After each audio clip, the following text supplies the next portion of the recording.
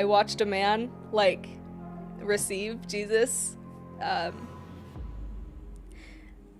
when he said those words, he put his hands on his heart, and I've never quite felt anything like that. I know he was feeling that burning feeling, and he looked at us like, it's true, isn't it, sisters? It's true, isn't it? And he's like, I can feel it right now.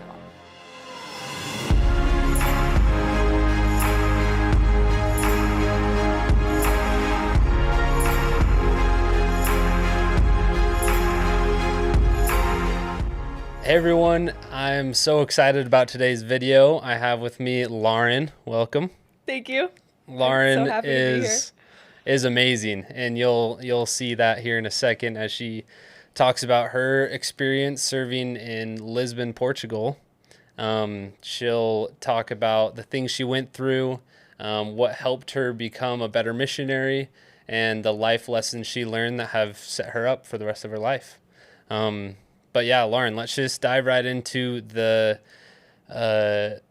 process that you went through deciding to go on a mission. I know that you had some other options and routes that you could potentially go down, but kind of give me a little bit of your past, a little bit about yourself. Awesome. So yeah, I didn't always know I wanted to go, but my older siblings, went and came back, and it was transformational for them for sure. And so that was the beginning. I was probably like in high school when they returned from their missions, and I remember being like, oh my gosh, they were the worst before, and then they came back slightly better. No, they were so great, but they came back like the most amazing humans. Even better. Yes, yeah. And I just remember being like, oh my gosh, like watching their transformation was so inspiring to me. And as much as I'd like to say I went out for the people in Portugal, that's not necessarily why you decide to go initially, for me at least. It was more like, oh, I would love to gain what they gained. Like I could see what they took home. Mm-hmm. So that was probably the initial thought. But then like as I started thinking about it more, it really started to sink in as like something actually that God wanted me to do, not just what I wanted to do. And I could feel that was something he really wanted. And I remember... What makes you say that really quick? Like what are those nudges that God gave you? How did that look like for you? I remember I just would be really reflective on, I think, things that my parents would teach us growing up. I remember my mom telling us all the time as kids, like, where much is given, much is required. Yeah.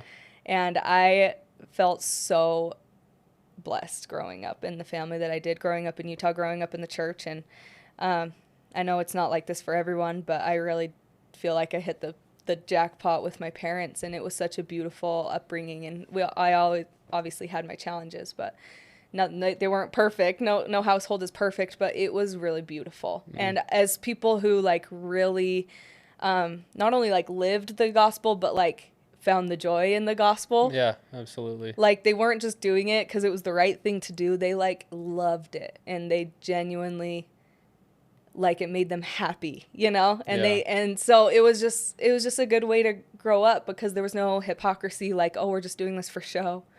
It was like my parents were happy in what they were doing. It showed in their marriage, like they loved each other. They loved like their covenant with each other and the direction they were going. So it was a beautiful way to grow up. It really was. And, but my mom and my dad, they were very purposeful and reminding me that this is a privilege the way I grew up. It is a blessing. It wasn't just to be taken for granted. And they were pretty proactive at making sure we knew that we were lucky. Yeah. And this isn't how the rest of the world lives, and that they wanted us to still have that sense of like of duty to God and to other people, and serving and trying to help people feel loved and get them to kind of the blessings that they could have. I don't know. Wow. So I just felt like I just remember that like really weighing on me in high school, being like, oh my gosh, like I loved the way I grew up. Yeah. And I loved my family, and I loved the joy. And so that was my main part of my testimony, I would say, just the fruits of the gospel that I was a beneficiary of just what my parents had done. And so I remember wanting that, like being like, oh, like I want to give back a little bit. It's kind of how it felt. Right. I felt like this was a small way I could give back to the Lord. for all he had given me and the blessings he had given. And obviously, even if I did grow up in the situation that I did, and I prayed about it and God didn't want me to go, then that's great too. There's other ways I would have been able to have served him and served in his kingdom. But I did feel like he wanted me to serve. And it wasn't like a big moment where it was like, you should go, but it was just small and simple things, conversations, memories, where I could just feel him telling me to go. And so I just had decided at some point, I don't even remember when the final decision happened, but I just remember telling everyone. It was just a point one day to the next. I was like, I'm going on a mission, after 1 year of college, I'm going to go. So that can be a really healthy thing to do when making that decision, is telling people, almost involving more people so you're accountable to that decision. Everyone knew what my plans were. Usually you made earlier on in life, so when it does get hard and you are maybe questioning it, you get your mission call, and it's like, do I really need it? But it's like, okay, I told all these people that I'm going to do it. And more importantly, I told God that I was going to do that. And it's like, if you go through the whole process of filling out your papers, receiving your mission call, you promised God that you were going to serve as a full-time missionary. Yeah. And so that's a super, I feel like that is what motivates a lot of younger kids to be like, okay, I gotta suck it up and go do it, and I was in that same boat. Sure. But tell me about receiving your mission call. I know that actually, speak to those few months leading up to your mission. Okay. Yeah, so it wasn't so easy to get out. Like you said, there's always reasons to stay home for sure. And after I had committed, I started dating. Like my first semester of college, I started dating my now husband. And he was someone I grew up with. So we were wardies all growing up. We didn't date in high school. He was 2 years older than me, but we were always really good friends. And in student government together, he would drive me to school when I was a sophomore. He was a senior. We were just really, really good friends. He was one of my brother's really good friends. And so I've always really liked him. Yeah. I always loved him growing up.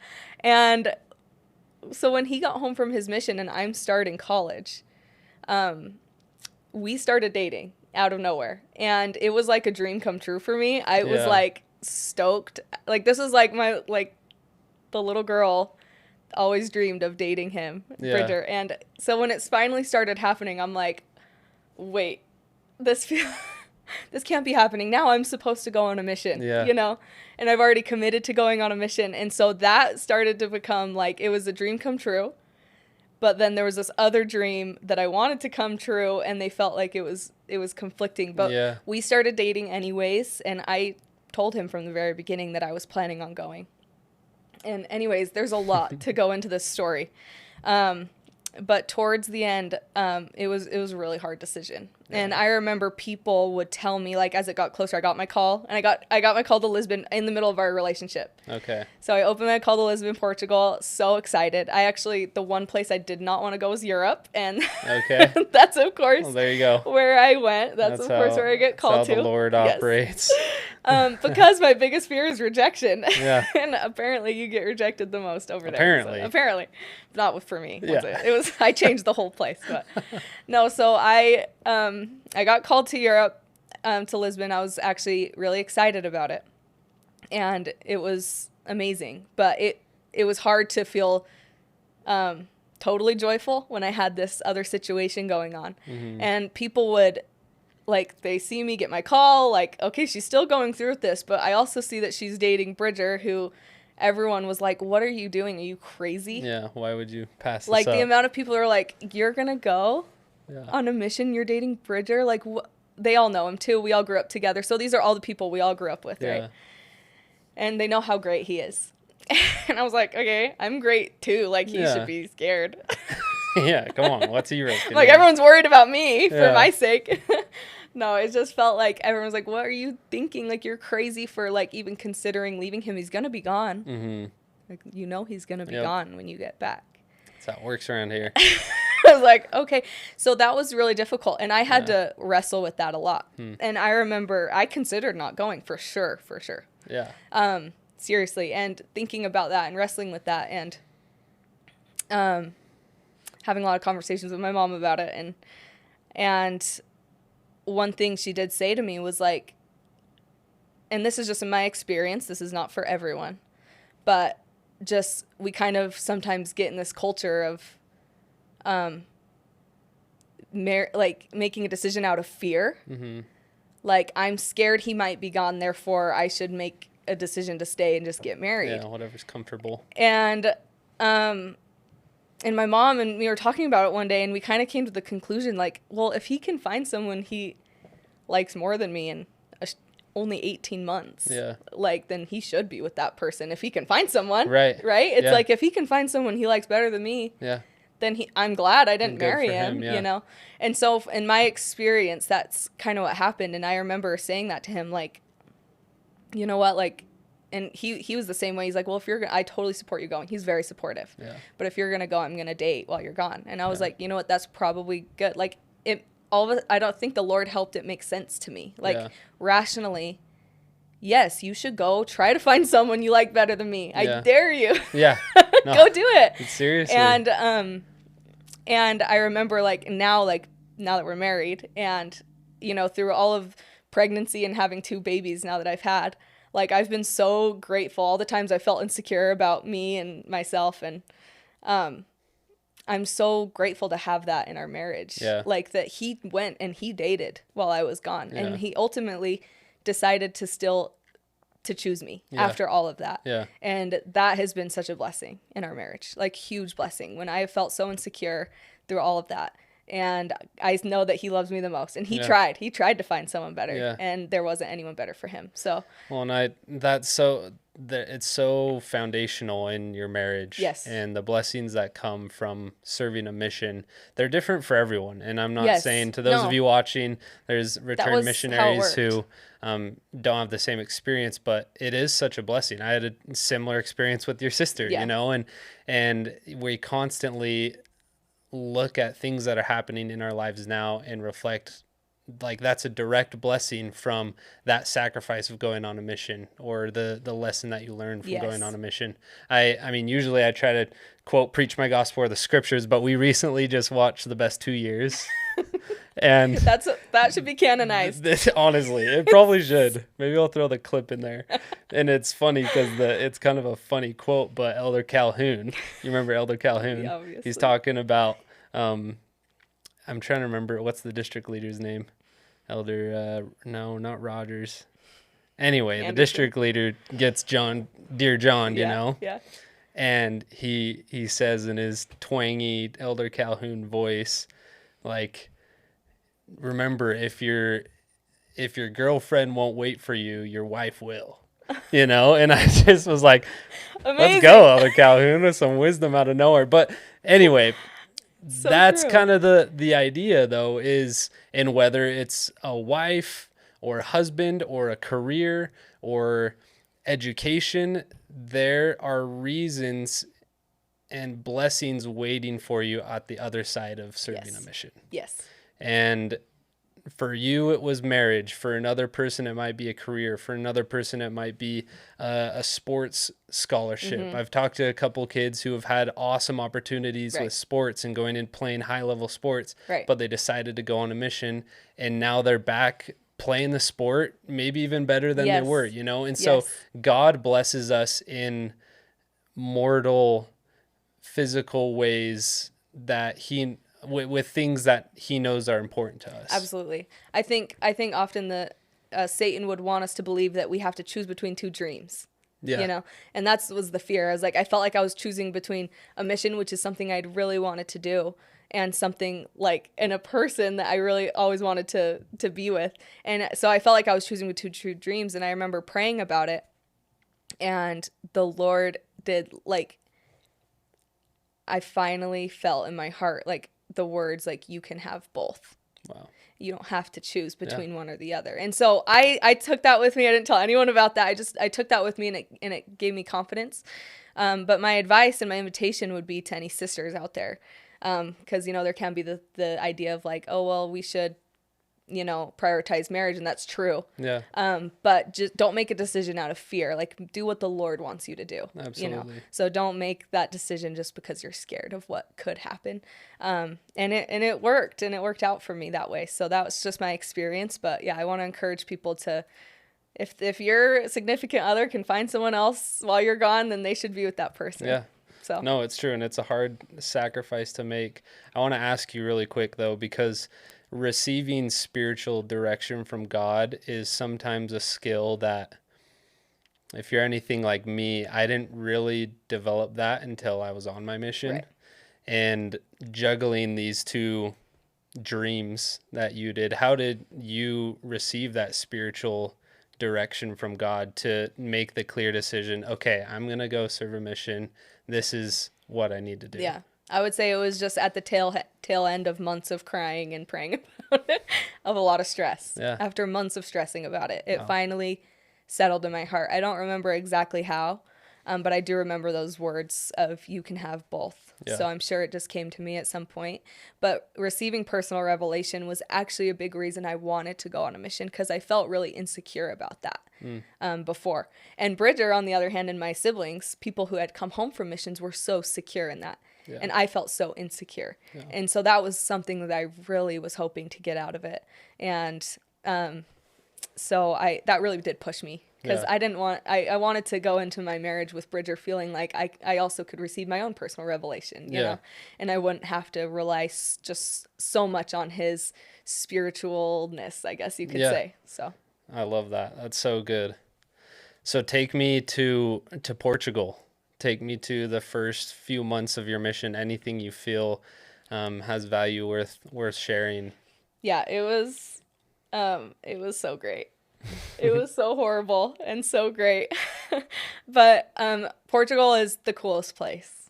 Everyone who goes there loves it. Everyone who goes to every mission loves their mission. But it's so amazing, so beautiful. Everyone there is Catholic, born and raised Catholic, traditionally Catholic, I would say. Yeah. But actually a lot, and they're the best people. I love them. And we have a lot of Brazilians that are there as well, and a lot of African countries that speak Portuguese. So a lot of Africans would immigrate to Portugal as well. So it's just the funnest dynamic. Like, if anyone watching this has got a call to Portugal, it's like the best of all the worlds. It's so awesome. You get a taste of everything. That's cool. And I remember getting there and so excited, obviously, so thinking that I would just do amazing. Yeah. And so prideful. And when I got there, my mission president was Brazilian and actually didn't speak any English himself. And so there was a rule in the mission. Like, the first rule I learned before any other rules was, we do not speak English here. Wow. So your companion, your trainer, even if they're American, you do not speak English with them. Oh my goodness. So that was the first thing that I learned when I got there, was all the English, like, you will not speak another word of English if you're to be an obedient missionary. Yeah. And that was wild. That was a crazy experience. Looking back, I'm so grateful for it, because my language, like, it catches on so fast, a lot faster than if you're not doing that. So I'm really grateful for it. Now my Portuguese got really good, but man, was that a journey to like all of a sudden get to the mission home. I'm done speaking English. I get shipped out to the farthest area you can go from the mission home. So just out in the boonies at the very south tip in the Algarve of Portugal. And I was with my trainer, and she's an American girl, so cute, so awesome. Yeah. We did not speak English to each other. Oh my goodness. So it was about as lonely as you could possibly get. I went from being home with all my friends and family with a boyfriend who was ready to marry me. Yeah. And now I'm out in this random place by myself. And like, I can't even talk to the person I'm living with. So I didn't speak to humans for I don't know how long, just walking around confused all day. And we had a walking mission. And so we would walk for 10 hours a day outside. And there wasn't a lot of people to talk to on the street. There were a few, but not a lot. We were just kind of go from apartment to apartment, knocking doors. And so that was like, my initial thought was like, the loneliness that settled in was so extreme from what I come from. I was really well connected before, people all around me that I loved and having so much fun, to just the complete opposite. And that was insane, but I would never take it back. Like, the suffering I went through in those months have been so foundational to my life now. And talk about like wanting to receive revelation and learning how to do that. That like, I got what I wanted in the first few months of being there, because I had no one else to talk to but the Lord. Yeah. And so I just talked to him all day, and the funny things that would happen on the street, I would laugh and chuckle to myself, but really I was like having a conversation with God in my head. And it came to a point where I started to feel like, instead of like he was up there in the sky, like he was like down here with me, almost like standing in my companion's place. Like it became almost tangible. So it was a beautiful experience in the end. So hard and so beautiful. But Jesus was walking with me and talking to me all day long. And so I think the reality of his physical being, like his real tangible presence, became real to me. Wow. So I'm really grateful. As hard as that was, I would never take it back. Well, and the idea that you're able to build off of that relationship now with Jesus Christ, you know, and I'm sure that those were the early stages of, obviously you grew up knowing him and studying about him, but to get to know him like in a tangible way, that's a very unique experience. Not everyone and I gets almost that. miss it sometimes. Like if I could, like in my days where, because you know, after a mission you lose so much of that closeness. Like in my hard days, I wish I could go right back to those crazy streets of Portugal, because that's where Jesus was, you know, with me. But it makes me excited for when he comes again. Like I know a little tiny bit of what that feels like. So absolutely. It's really cool. That reminded me of something my mom told me while I was serving my mission early on in these early stages, going through a lot of the same things of loneliness and confusion and wondering what in the world am I doing out here. And she told me to almost imagine all of the people that are backing me up. Like who is supporting you, who is rooting for you, you know, starting with Jesus Christ and Heavenly Father. An army, really. And seriously, all your family, all your loved ones, all the prophets and apostles and their wives. And I got to the point where early on in my mission, I would get to a door, and before knocking, because you feel so insecure all the time, you look ridiculous, you're sweating, it's just like you're with this random person you don't even really know, because you're not the same, you know. And so you feel the insecurity levels you go through on a mission are just unmatched, especially when you go out thinking you're pretty cool. Exactly. Like you get cut down to the core. But I remember literally like envisioning like Christ and the apostles and my family and my loved ones all behind me. So cool. And all of a sudden, like I just would do that contact with so much more confidence and in my broken Spanish, but there's something to that, you know, and that's something that you need to remember especially in those early months when time is just weighing on you know, and you're constantly thinking about yourself and you're constantly thinking about home and where you could be, especially in your situation. It's like, okay, you're probably 4 or 5 months into your mission. You're like, oh, I could be married right now. I could be on my honeymoon with Bridger, and we could be starting our life. You know, that is probably such a hard thing to compare. But tell me maybe a story or two that kind of some highlights from your mission that helped shape who you are. So after that really tough period at the beginning, I got my next companion was this Brazilian girl that I just love, Sister Petey's. And we had so much fun. And she came and she talked to everyone on the street. And that wasn't something that I was used to watching my trainer doing. And my trainer was amazing and so obedient. But we didn't talk to a lot of people on the street. We would kind of go from door to door and, you know, area book people trying to find old people. And that was my only exposure to missionary work. And then my second companion came, and she talked to everything that moved. Wow. Everything that moved. Like we didn't make it, you know, 20 feet from our apartment sometimes. And I was like, oh, you can do it this way. And that was when things started getting really fun for me. Yeah.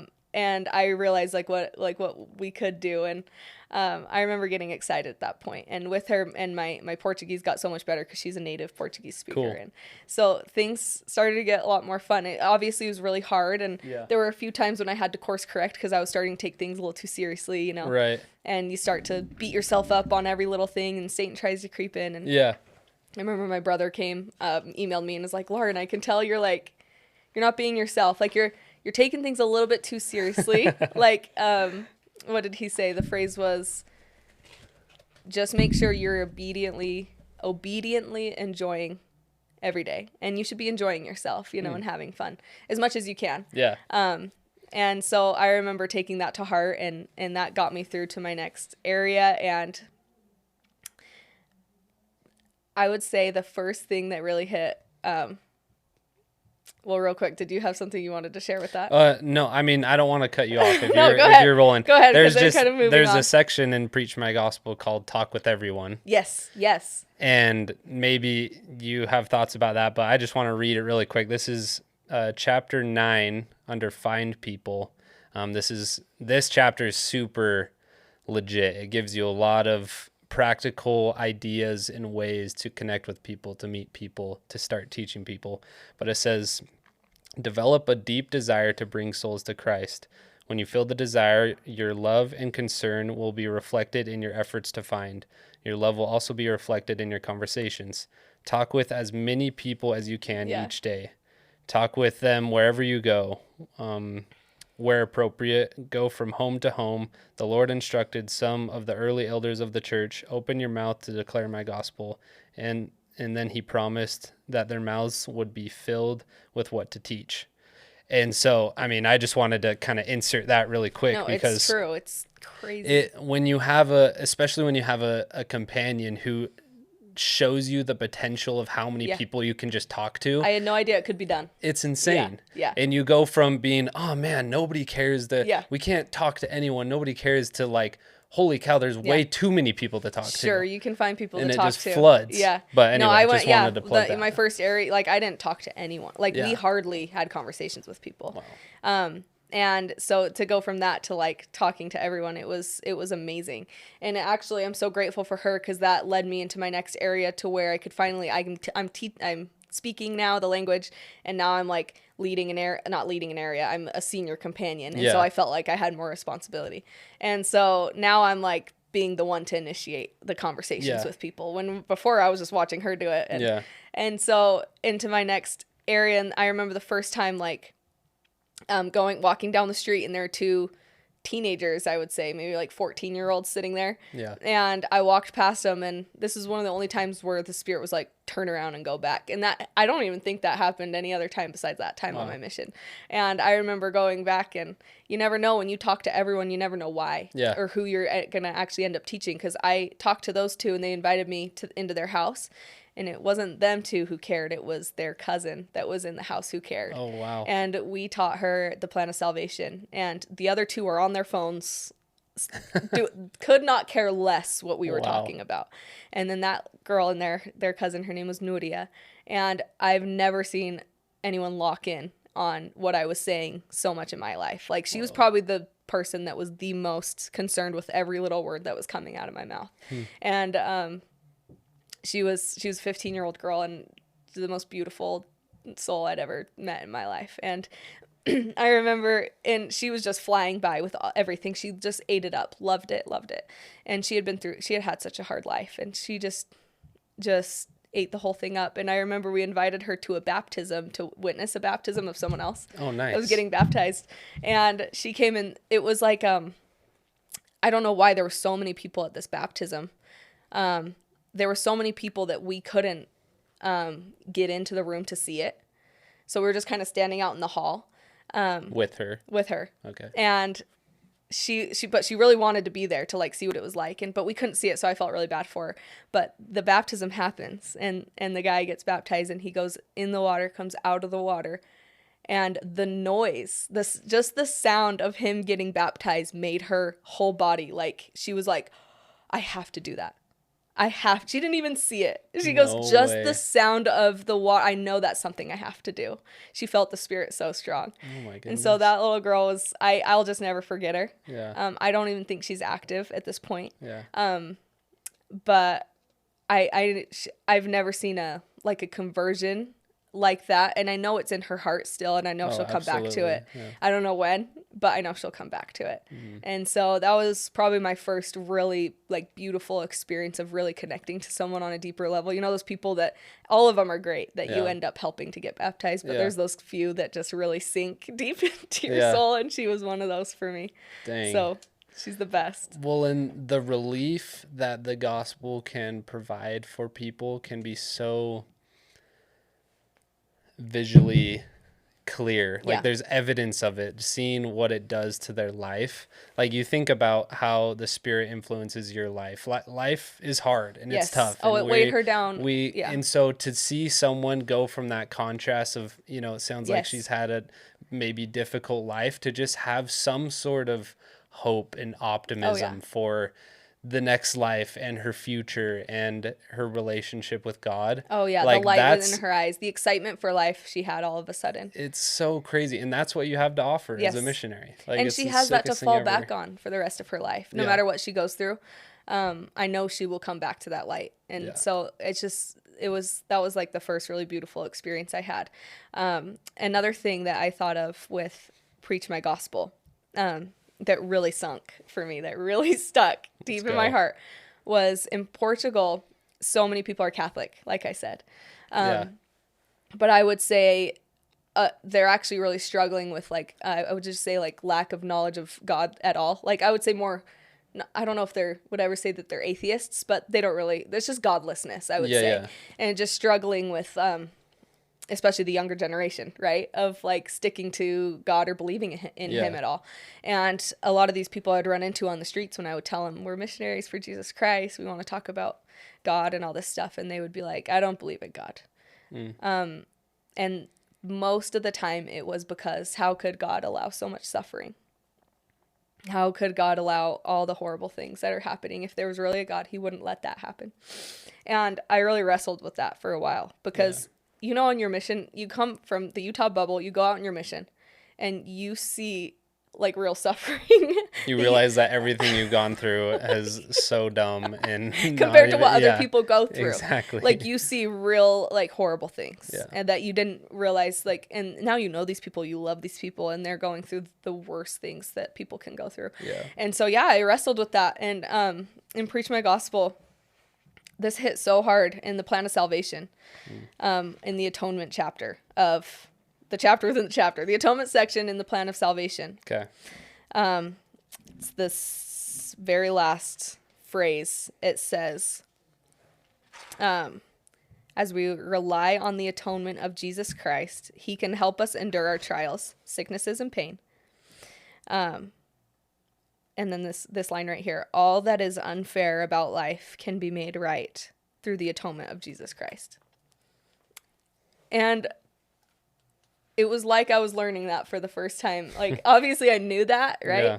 And the scriptures teach us that, but there's something about the way Preach My Gospel phrased that. So good. I don't know who wrote this book, but the way that was phrased in such plain, simple language. Yeah. All that is unfair about life can be made right through the atonement of Jesus Christ. Not that it's right now, but that it can be made right later. And I think that sunk so far for me of what Jesus Christ really has done for us. And I know there is a lot of suffering in this world, but there's something so that's how amazing the atonement is that it contrasts that.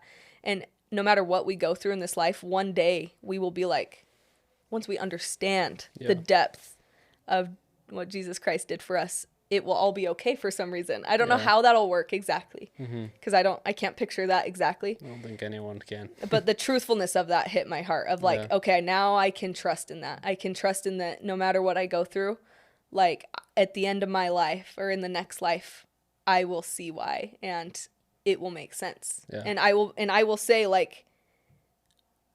it's fair now. Yeah. It was unfair. Yeah. Because this life is really unfair. Yeah. But it's fair now. Yeah. somehow. It really is. So, and that's something you can seek. If you don't believe that yet, you can ask about that specifically. Yeah. You know, if that's true or not.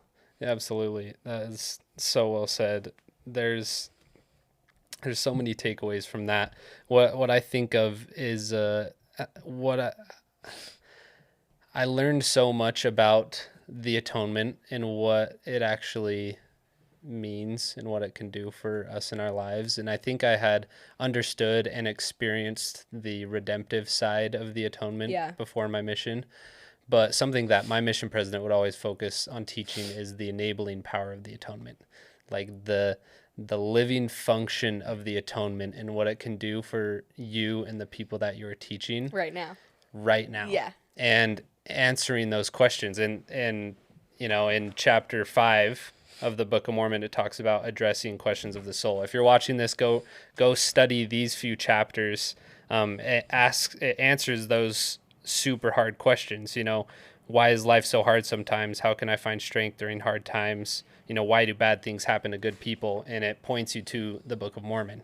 It points you to the words of Jesus Christ, to the prophets talking about Jesus Christ and his atonement. I mean, I don't know off the top of my head, but there's probably, 20 to 30 references to scriptures in the Book of Mormon. I would guess Absolutely. probably 80 to 90% of them reference Yes. the right. atonement Exactly. on some degree, because like you said, that is the answer. Through the atonement, all can be made right. Yes. And we may not be able to understand how exactly, Yeah. but being a representative of Jesus Christ as a full-time missionary, you're able to see into that a little more deeply. For sure. But I love that law. Yeah, let's I don't want to take too much time, but maybe if you have another story or two to kind of wrap things up, and we can go from there. If you have anything that. Yeah, I got one more thing. I wish we could chat all day long. We'll have to make this like a series. Sit down with Lauren. No, please cut this down to a shorter duration. But the last thing I wanted to talk about was I've told you this before, but the last P day of my mission, I had a baptism right before I left, and the story of that was he's a man from Pakistan, and that was interesting because I had never taught anyone from that background before, and he actually didn't speak Portuguese because he was immigrating to Portugal, but so his second language was English, luckily, so I could talk to him. Okay. So that was the first time talking in English and teaching in English to someone, and he was really excited about everything. And that was interesting coming from a Muslim background. And he was just absorbing everything. And in the, the Keep Commitments? Oh, yeah. I think Keep Commitments section of Preach My Gospel. We would invite him, and he would keep the commitments. I love it. All except for one. He would come to church. He would read the Book of Mormon. He was reading the Book of Mormon faster than I was reading the Book of Mormon. But he would not pray. And he would not pray and ask God specifically about Jesus Christ, which is really interesting. You'd think that would come first. That's usually like your first. That's usually they have that already. Yeah. And he wouldn't do it. Wow. And there's this one section in Preach My Gospel where it talks about how you need to help them keep their commitments if they're struggling sometimes. And obviously there's a difference between people who just aren't interested and don't have a desire, and sometimes you have to stop teaching those people. Yeah. But then there are people who are like, really, you can tell they want it, but there's something tripping them up. Yeah. So I realized after a month of this, of him coming up with excuses of why he didn't pray, I was like, I couldn't figure it out, and I finally figured it out that he was scared. He was scared to pray from his upbringing. They only have specific prayers that they pray, and they don't deviate from those prayers. They're memorized, and he was scared, and he had a fear of God, that like if he were to ask God a question, it was too informal, he would be punished. Like it was like it was a scary thing for him to do. And once I realized this, in reading that in Preach My Gospel, I was like, I have got to help him. And so I remember, and mission makes you so bold.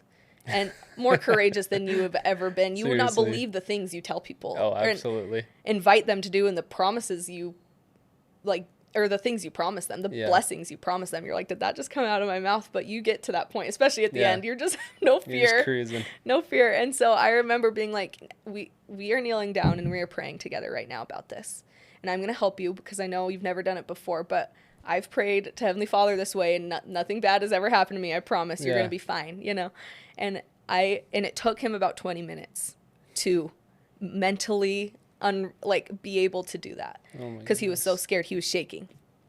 And we kneeled down, and I waited for him, and I did not, and me and my companion, we did not let him leave until he said the prayer. And I invited him to pray out loud and ask if Jesus was the Savior, because he just believed that Jesus was a great teacher, and Yeah.